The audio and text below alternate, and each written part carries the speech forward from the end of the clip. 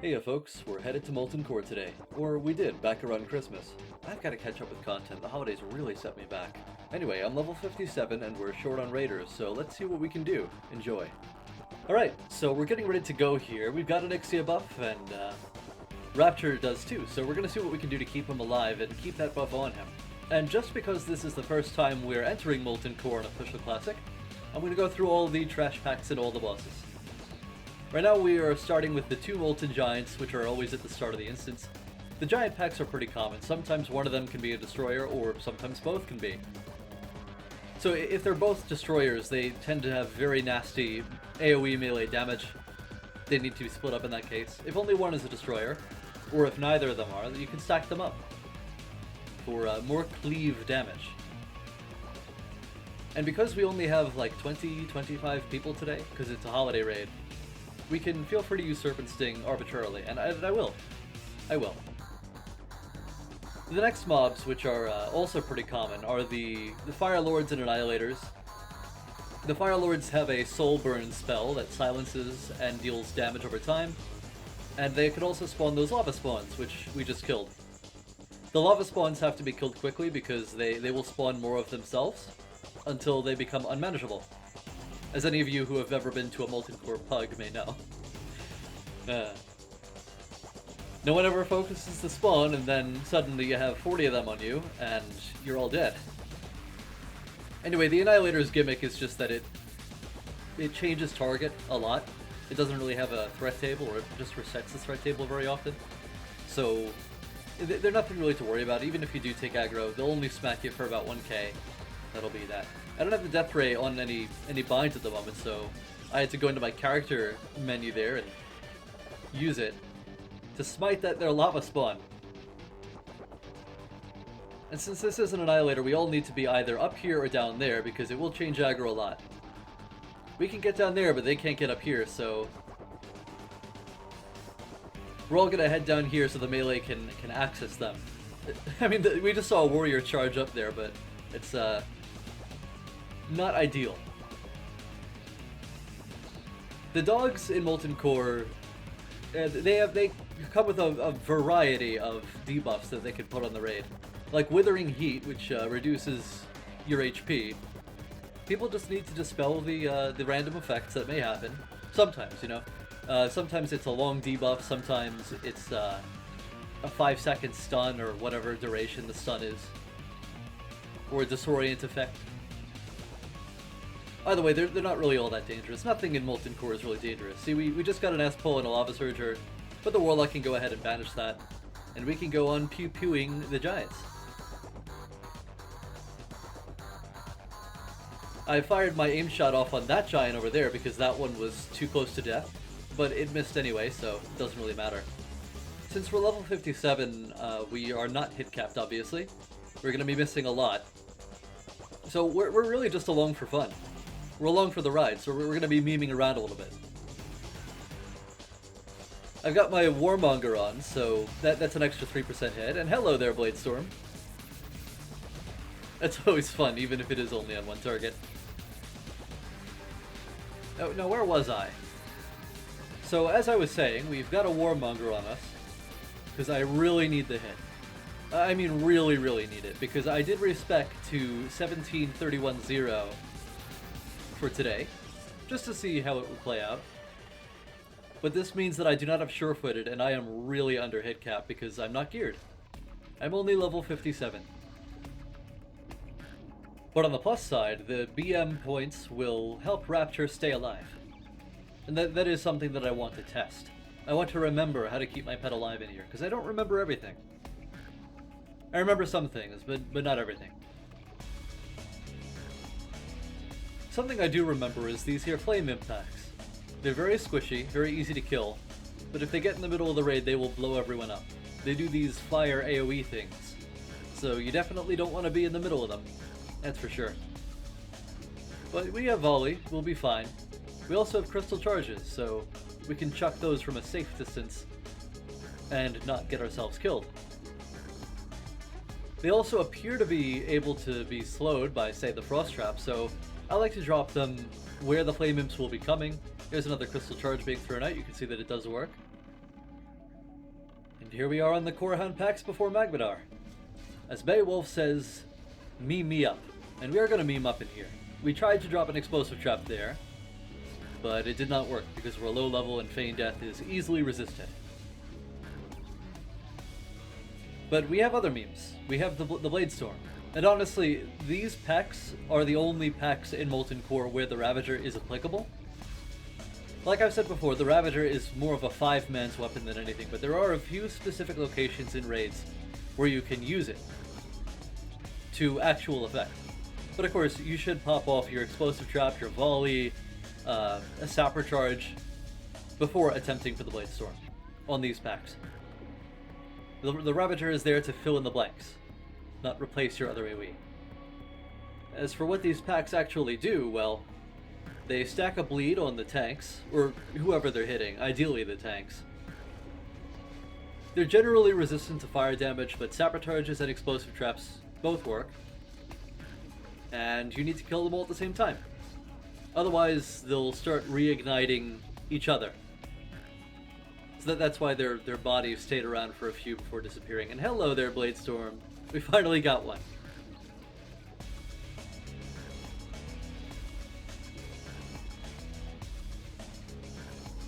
Now, regarding the boss that patrols among all those dog packs, not me!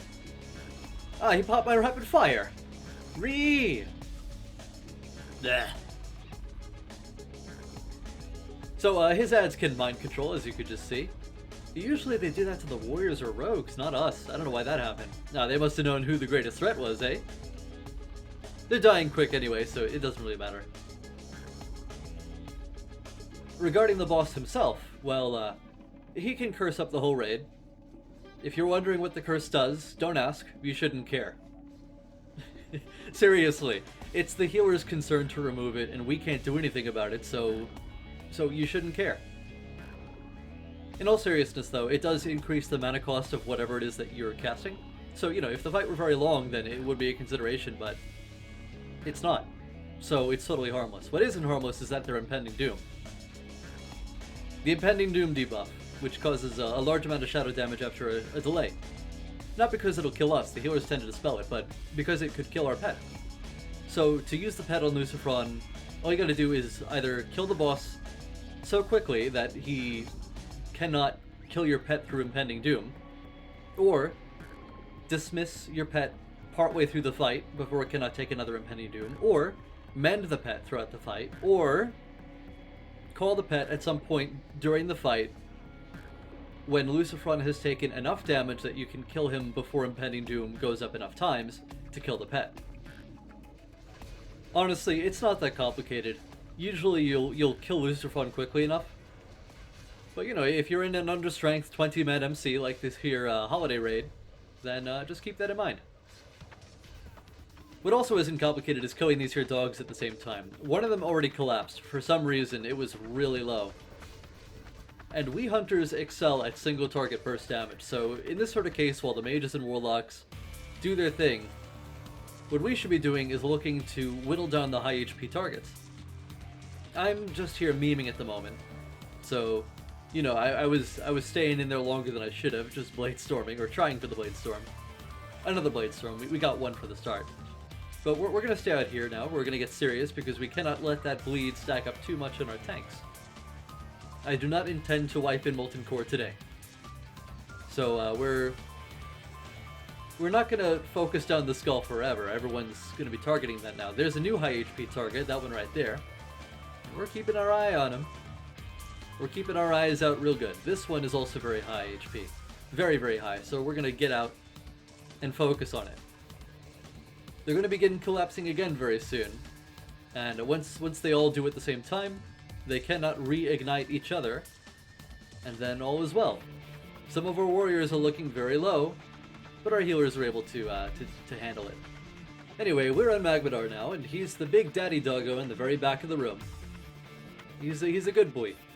He does a fear thing, which we are immune to because of the fear ward. Not anymore.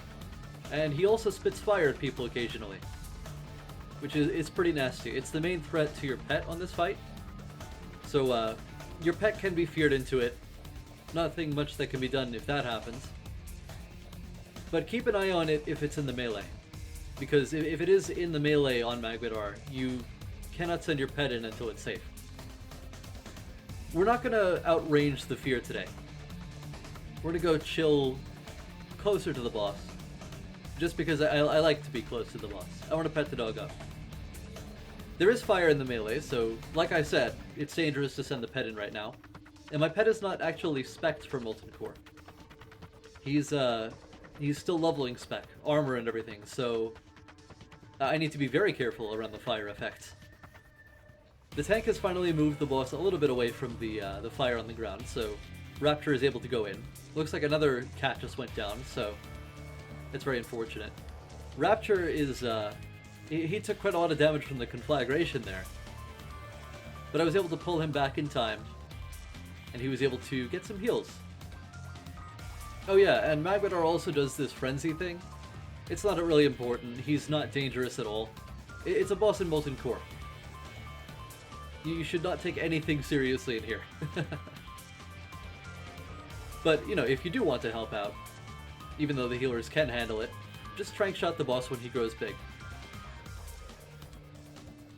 The flame imps respawn very quickly, so we do have to deal with some more on the way out. Again, they're not really that big a threat. If they get into the middle of the raid, they can blow everyone up, but our tanks haven't. It's fine. And our frost trap is helping in that regard. So we'll just pick off the stragglers after using our volley, and there we go. Now we're going to start moving down towards Gehennas, the Rain of Fire boss. Again, easy. Everything in Molten Core is very, very easy. Things will be a little bit harder when things come to Blackwing Lair. But again, it's less difficult than the later stuff. I don't think I've explained what these here lava surgers do. They don't they don't reset their threat randomly like the Annihilators do, but they will charge people. So some guilds like to stack in melee on them. So in that case, sure, you could use a Ravager to meme on them a little bit. Otherwise, just try to use your immolation trap and swing at them with whatever weapons that you do have. These giants do not stomp as fiercely as the Molten Destroyers, but they do stomp a little bit, so I am watching Raptor's HP very carefully and making sure that he does not die. As you can see, he got very low there, but he's still alive. We've somehow had an asspull with 2 giants, one of them being a destroyer, and an ancient core hound. Now, this core hound, rather than applying a nasty debuff like Ancient Dread or Withering Heat, instead causes the Destroyant effect. So it's the biggest threat right now. We need to kill the dog, which is also breathing flame breath on the tank, who quickly reacted and picked it up and faced it away from the raid. Because that's flag for you. He's a total badass. One of the giants is a destroyer, and like I said before, the destroyers are extremely nasty to anyone around them. They stomp really hard. So we gotta kill that thing first. But because only one of them is a destroyer, we can stack him and the giant up for more cleave. Flag's looking very low, but our healers are taking care of him. And the destroyer is almost down. Raptor is too low to send in on the giant, so I'm not going to send him in. He's going to stay back there, nice and safe and sound, because I'm not going to stop to mend him either. And it seems that we got a Giant Stalker drop, a BOE drop. The trash mobs sometimes drop BOE items like that. So that's lovely. We'll pick that up for ourselves, because all the other hunters hit 60 way before I did. And here we go in Gehennas. His curse is actually dangerous. It reduces all healing received by 75%. So don't try to bandage while it's up. That's not going to go well. You know, if you need to bandage at all, it's not even a consideration. The big thing that he does is the Rain of Fire. So the Rain of Fire is the biggest threat to your pet on this fight. And you're going to have to just pull your pet out of the melee if the Rain of Fire does spawn on the melee. And otherwise, keep out of the Rain of Fire yourself. We can expect that the tank will pull the boss away if the Rain of Fire goes out of the melee, like he just did. But you never know how quickly that'll happen. The pet can suffer some damage in the meantime. So just keep an eye on your pet. Make sure that it doesn't stay in for a little bit too long. And that's about it for this fight. Very simple, very straightforward, like every fight in Molten Core. Or, well, almost every fight. We're coming up on Garr, who is probably my favorite fight in Molten Core. He's got 8 adds. There's a lot of chaos, but it's not too complicated like Majordomo. On Majordomo, you can't even multi-shot if your guild doesn't AoE them to death. But on Garr, sure, you can multi like crazy, all you want. There are also some packs in front of him which are always destroyers, the giant packs. There are a couple of dogs patrolling around, and my guild likes to clear the whole room, apparently. Some guilds may skip a few mobs on the sides of the room, just be careful about where you're knocked. Garr might look scary, but he's not really. The tanks can hold on to these adds very easily, the warlocks can banish them if they're out of control, and the fight doesn't really have too many mechanics, but it is fun. The adds will blow up on death, and that's the biggest threat to your pet on this fight, so just keep your pet away from any adds that are about to die, and your pet will be a-okay. Garr himself will make that harder by slowing down anyone nearby him, and also dispelling buffs occasionally, which is why we have weird buffs like underwater breathing and detect lesser invisibility. You know, BS buffs that don't really do anything but serve as fodder to be dispelled by Garr. Right now we are killing the adds one by one, and when enough of these things have gone down, we can start on Garr. Of course, the other way to keep your pet alive on this fight is to just keep him by your side this entire time. I apologize, I don't intend to do this. It's just, you know, we're level 57. This is a holiday raid, no one's taking it all that seriously, so you'll have to pardon me if I'm not too focused on min-maxing, or not too focused in general. Not that I take things seriously at any other time. I mean, I know the mechanics well and can tell you how to min-max, but application can be lacking because I'm always more focused on having fun than anything else. I would not describe myself as a hardcore raider, although I have been through Nax. It's not as difficult as they say, honestly. The bosses have mechanics, you'll learn them, it's hardly any different from any other raid. The kicker is that some fights in Nax require good personal autonomy, similarly to Cthulhu and AK-40, or good coordination, like on Gothic for instance. Or both, like on Four Horsemen, but I'm getting ahead of myself. This is Molten Core, so let's stay focused on Molten Core. Garr is still up and he's going down slowly, but you know, if you do want to learn to min-max, Molten Core is a fantastic place to start because the mechanics are very, very simple. And as a hunter, our skill cap is extremely high. We not only need to perform our own rotation, which is more complicated than just hitting one button like the mages and warlocks get to do, but we also need to figure out where we're supposed to be as the ranged DPS and be attentive to the melee mechanics in order to keep our pet alive. So because the mechanics in Molten Core are very simple, you can start learning here, and you should. And then, who knows, you'll be able to take your pet to Four Horsemen and keep it alive there. I have done it, and I can confirm that you can keep your pet alive on like 13 of the 15 fights in Nax. There are like 3 exceptions. One of them is Loetheb. The second half of the fight, you'll need to dismiss your pet before Inevitable Doom hits your pet one too many times. Kel'Thuzad, after phase 1, can't have the pet in melee. It's going to mess with the ice blocks that goes on, and for the entirety of Sapphiron. So that's one half of Loetheb, one half of Kel'Thuzad just about, and the entirety of Sapphiron. Not exactly 13 to 15 fights, but you get my meaning, I'm sure. Anyway, Garr is finally dead, and the adds are going down one by one. We have Rapture in melee now, like he's supposed to be. And we're about to come up on the worst trash in the entire game. Because it is completely RNG, and golly, they do hit very, very hard. Sometimes someone can get double Fire Blossomed and one-shot, but I do want to talk about them because lots of people don't really know what they do. They just kind of know, oh, one of them does a big stun, another one can one-shot people, but there are some lesser-known mechanics. So this pack here has a Flame Guard, a Firewalker, and a couple of Lava Elementals. The Elementals are banished, and the Elementals are the ones that do the area effect stun. The Pyroclasm, whatever it's called. For some reason, the Flame Guard is the primary target right now, although it shouldn't be, because the Flame Guard drops a patch of fire on the ground on death. And that's really inconvenient to tank around.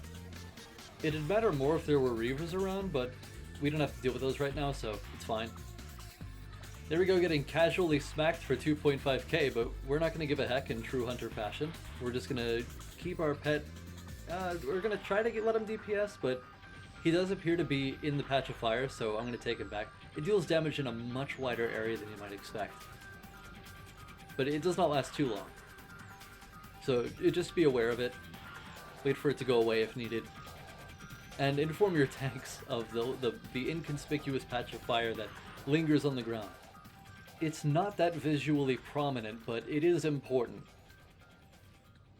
So these elementals are the other ones left, and they're very tank and spank. They are the ones that do the AoE stun, the Pyroclasm, or again, whatever it's called. And once the banish falls off on this one, we can finish it off too. These are surely the most difficult trash packs in the entirety of MC. So just knowing what they do and how to work around them can help make your experience that much less painful. And that's what I'm here for, to help out.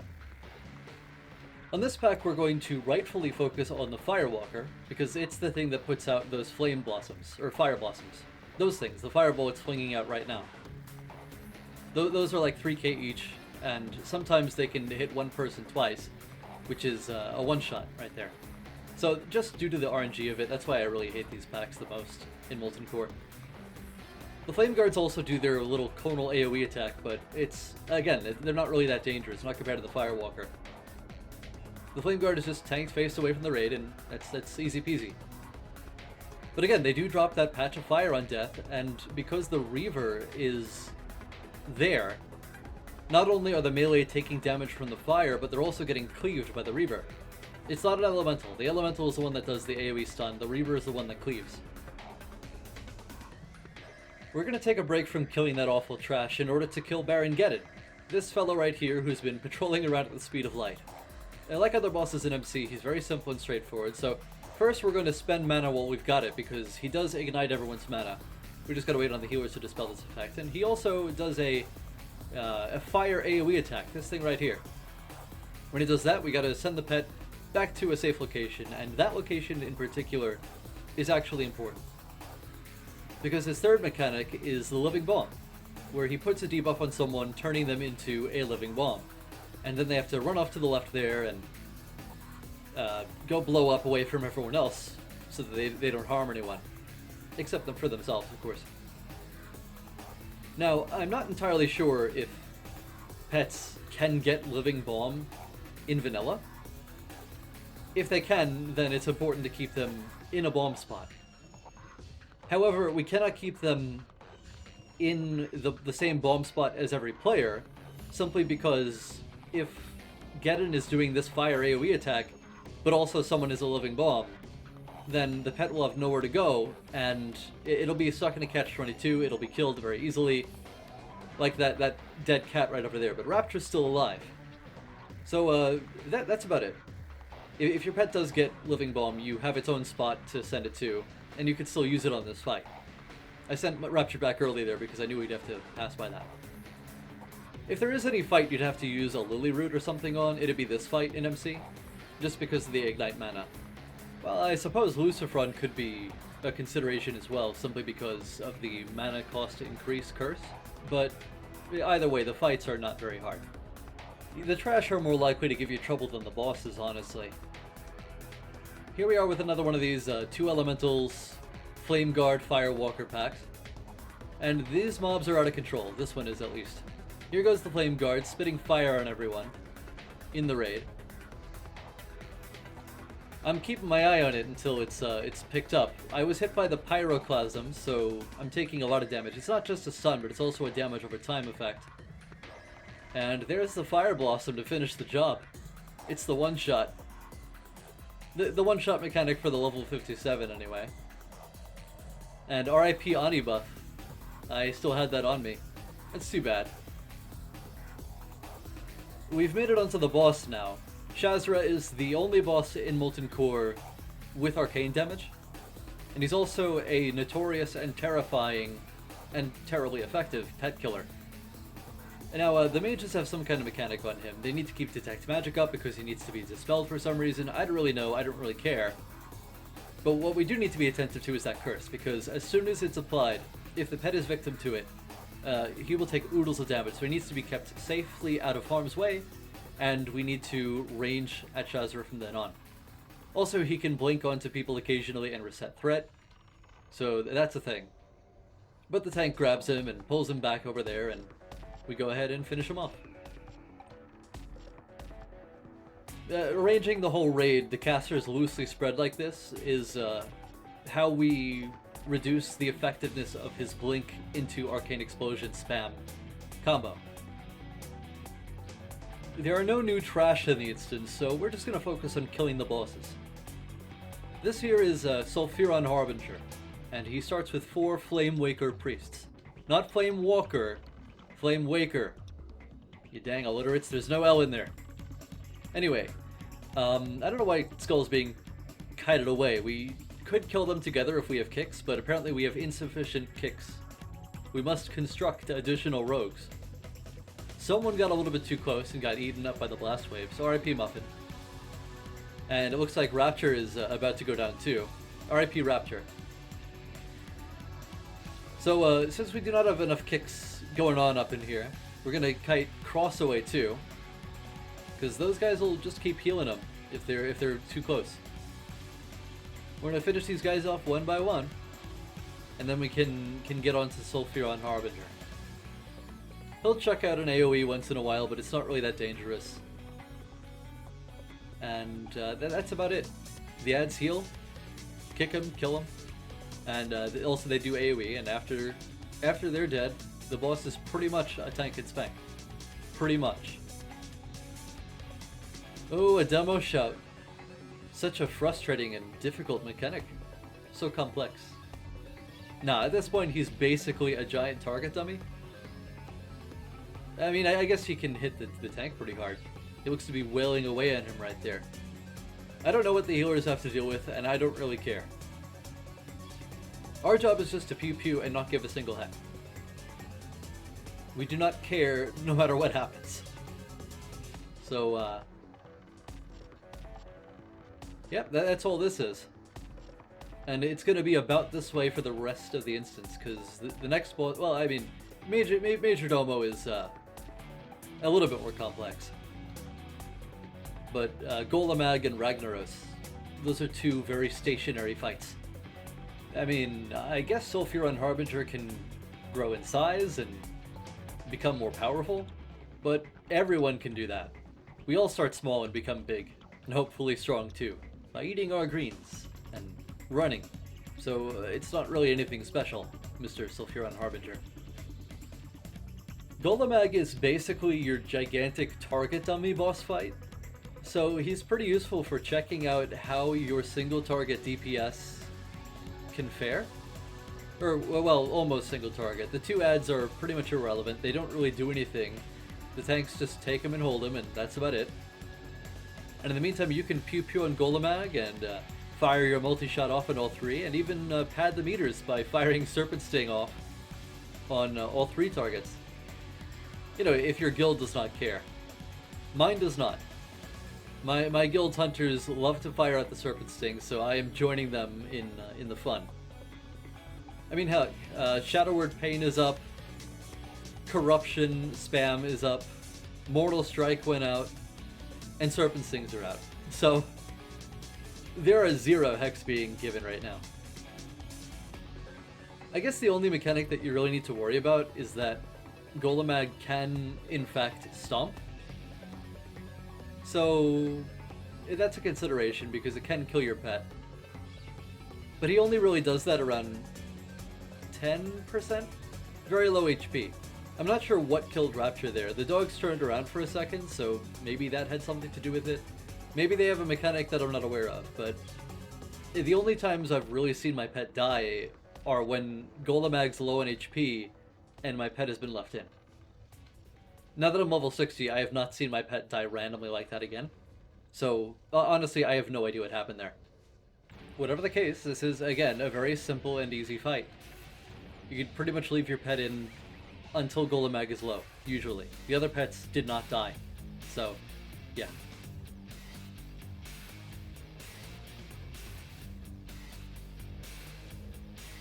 Here we go on Majordomo Executus, and isn't that a cool name? We've begun by polymorphing the 4 healers, so that they cannot heal the Flamewaker elites. And in the meantime, we'll go ahead and kill the Flamewaker elites. Since these guys are very far away from the healers, we can use multi-shot here. And this is another one of those fights where knowing how to aim multi-shot can really help you fire it off more often without messing up the fight. I mean, you could spam it if you don't care about breaking sheeps, if your guild does not care, or, you know, if you're doing the AoE strat. Just gonna dot these 2 up before we go ahead and fight one of those healers. Now, where was I? Oh yeah. So as I was saying, you could spam multi-shot in either of those cases. But remember, fights in vanilla are more about coordination and execution than sheer numbers. Like damage output or healing output. Usually. So there's no reason to jeopardize whatever strategy your guild intends to use for the sake of pushing such numbers. But you can opportunistically use multi-shot, like we saw at the beginning of this fight, with the 2 Flamewaker elites that were pulled away from the rest for a cleave. Looks like our tank on the elites just went down, so this is going to become too chaotic to manage very quickly. I'm gonna stay over here and try to stay away from the action. And it seems that this is a wipe. I'm being hit, so I'm gonna feign death right here, and I'm going to stay down. I'm not going to get back up, and hopefully one of those elites will not blast wave me into oblivion. And we can get back up as soon as everyone is dead. There they go, chasing a rogue who needs to vanish. Or die. Okay, that works too. Oh. R.I.P. that fella. So, while unfortunate, that wipe did offer a fantastic silver lining, a lesson on why you should immediately become an engineer. If you are not an engineer for some reason, stop procrastinating, level it up right now. Because we're about to resurrect a healer and save this entire, save everyone a corpse run back. Not have to go through the trash near the beginning again. Because screw that, man. I'm just going to keep passing these XL cables along, and we hunters will be able to bring everyone back to life by resurrecting a healer as soon as we get the chance. Not Rockbow, he's already used his. I'm going to trade it to Painbows. Here you go, buddy. And good luck. May RNG be with you.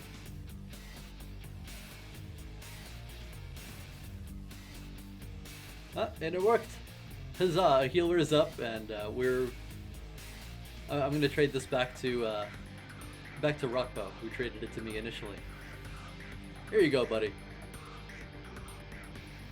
Back to Majordomo. I apologize. I totally forgot to explain the mechanics since I was caught up in the chaos of the last fight. So, Majordomo is basically a big elite. He's tanked away from everyone else and sometimes teleports people to the lava pit in the middle of the room. The elites blast wave and smack people. And the healers, well, not only do they heal allied NPCs, but they also occasionally shadow shock someone. So that goes out onto random targets, and it's there's a teleport from Executus. And there's a fireball attack from someone else, and there's a shadow attack, that 918 we just saw. They really hate me. They really wanted to see me dead right there. But I am invincible. We can use polymorphs until 4 of them are dead, and only then, after that point, we cannot polymorph anyone anymore. So that's why we kill 2 elites and then 2 healers. And then the other 2 healers because they can't be polymorphed anymore. And finally the last 2 elites. One at a time though, because the very last NPC to remain standing is instantly healed to full HP and gains a power boost. So that's all that there is to this fight.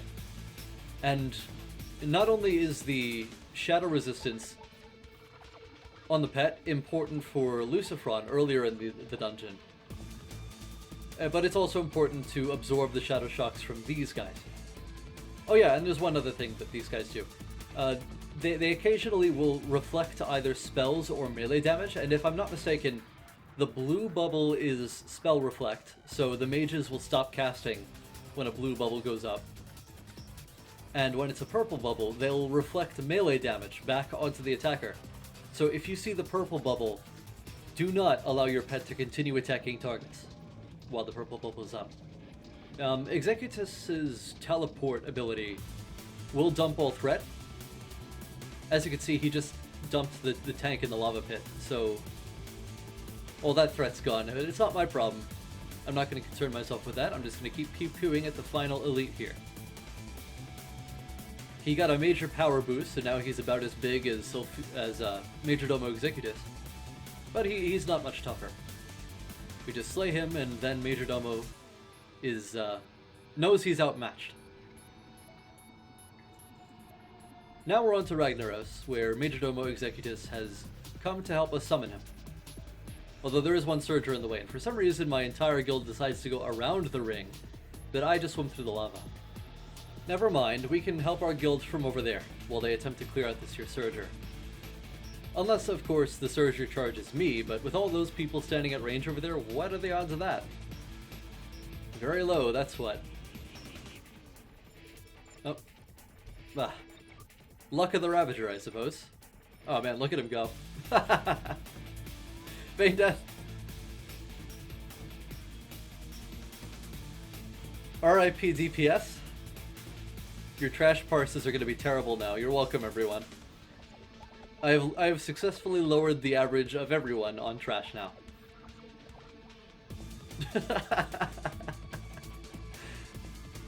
There they go. They caught up and they're going to finish them off now. That was fun. Wouldn't be a holiday raid without some shenanigans, right? Not counting that wipe on Majordomo. That's unacceptable shenanigans. Before Ragnaros is summoned, this whole RP event goes on, so in the meantime, we just gotta wait for them to keep talking. Behold, Ragnaros, the Firelord, he who was blah blah blah. I don't care. Give me loot. Thank you very much. Ragnaros is also a very simple fight. I mean, he's visually impressive. He's in the middle of the spiral of lava, he's got the giant hammer. Occasionally he'll knock back ranged DPS, or rather anyone with mana, so do not be in the melee. I mean, you could melee weave, but be anywhere else besides the melee spot. He'll also splash some lava around, so just be aware of that. And occasionally he'll knock the melee specifically back. So when the melee need to go out, you should take your pet out too. Or some guilds leave the melee in and just hope the hunter pets are the ones knocked out. But I will not tolerate that. And neither should you.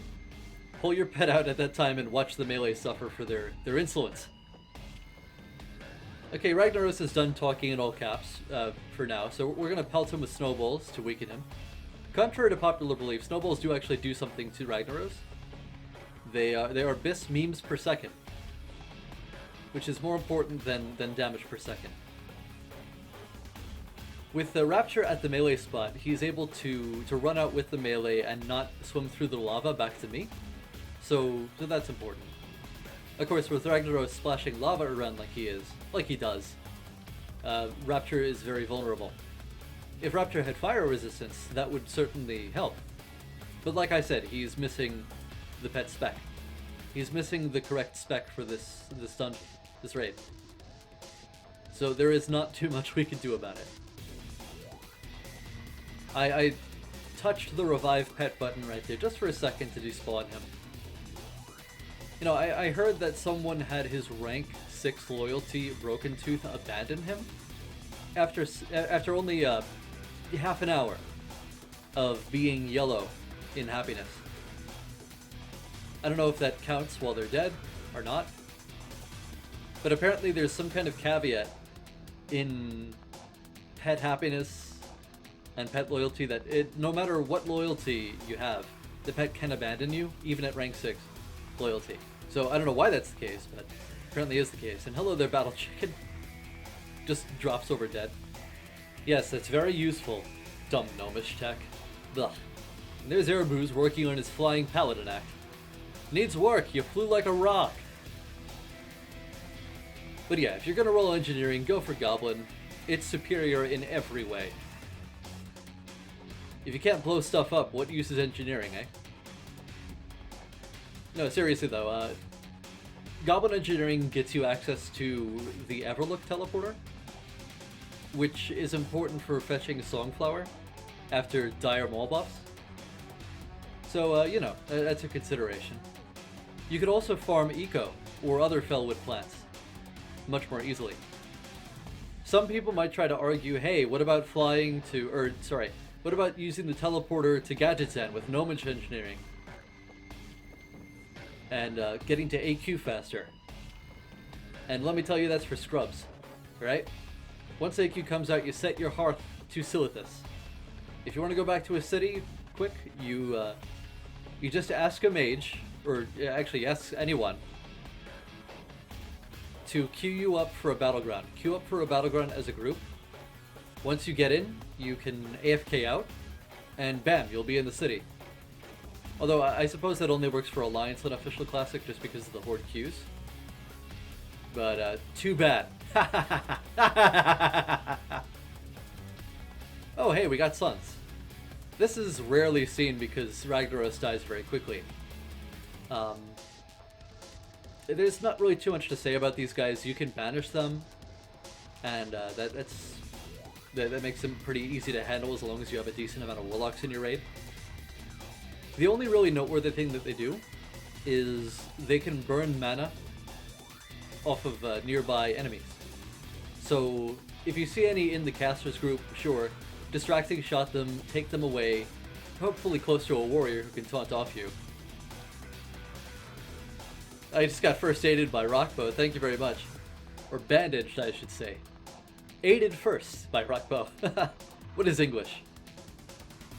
So yeah, the mana drain component of these Sons of Flame is the only dangerous obstacle that they present. Eventually Ragnaros will resurface and we kill him. There is a banished one in the lava there, but that's not really, it's not going to be a problem.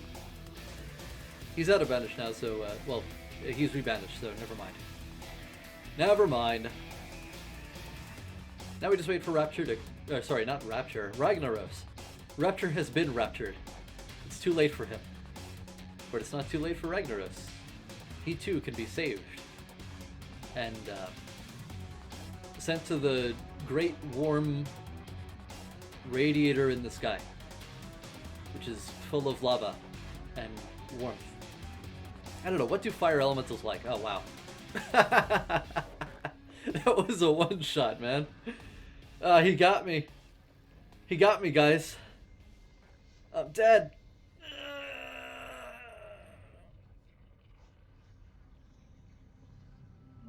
Well, I might be dead. But Ragnaros is too in just a moment.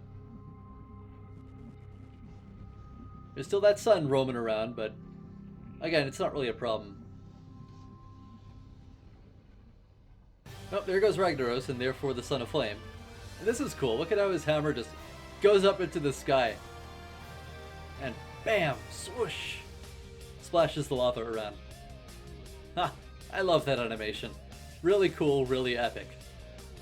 Anyway, that was the Holiday MC, and my rundown of the instance in general. Next time we come by, let me know what you want to see more of. Raiding is a cycle, it's repetitive by nature. So please do comment on what aspect of this particular raid I should focus on. That's all for now, folks. Until next time, I want to thank you guys so much for watching. If you enjoyed tonight's episode, show me by clicking that like button down below. Share this video too, cause the more the merrier. If you haven't already, it'd help me out immensely if you were to subscribe and click that bell icon for notifications so you never miss a new upload. Because apparently, subscribing isn't enough for YouTube anymore. They think you don't want to get notified when the new stuff you love comes out. So you show them who's boss.